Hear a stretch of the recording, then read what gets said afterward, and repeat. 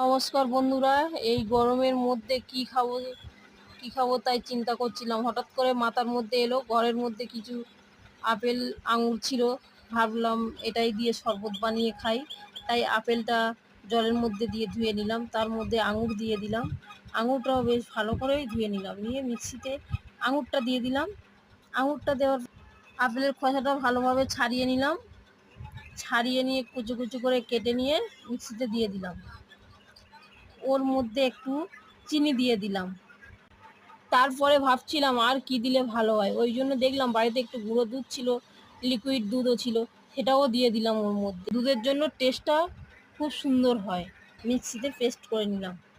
Paste করার পরে যে তার মধ্যে একটু ঠান্ডাও দিলে ভালো লাগতো, স্প্রাইট দিয়ে দিলাম। স্প্রাইট দেওয়ার পরে ভালোভাবে জিনিসটা মিক্সড করে দিলাম। বাড়িতে বানিয়ে খাবেন, খুব ভালো লাগবে, খুব সুন্দর লাগবে। গ্লাসের মধ্যে একটু বরফ দিয়ে দেবেন, বরফ দেওয়ার পরে জুসটা ওর মধ্যে ঢেলে দেবেন, ঢেলে দিয়ে ঠান্ডা হবে, জিনিসটা ঠান্ডা খেতে লাগবে, খুব সুন্দর লাগবে। তার মধ্যে একটুখানি বেদানা ছিল, বেদানার কয়েকটা দানা দিয়ে দিলাম। দেওয়ার পরে একটু লেবু ছিল সাজানোর জন্য, একটু লেবুও দিলাম ওপর থেকে, একটু বেদানা দিয়ে লেবুটা দিয়ে দিয়ে আমার মেয়েকে দিলাম। জিনিসটা দেখুন বন্ধুরা, কত সুন্দর দেখতে লাগছে।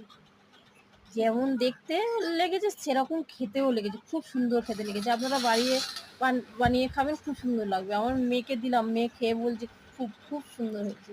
ভালো লাগলে লাইক, শেয়ার, সাবস্ক্রাইব করবেন, কমেন্ট করে জানাবেন কেমন হয়েছে।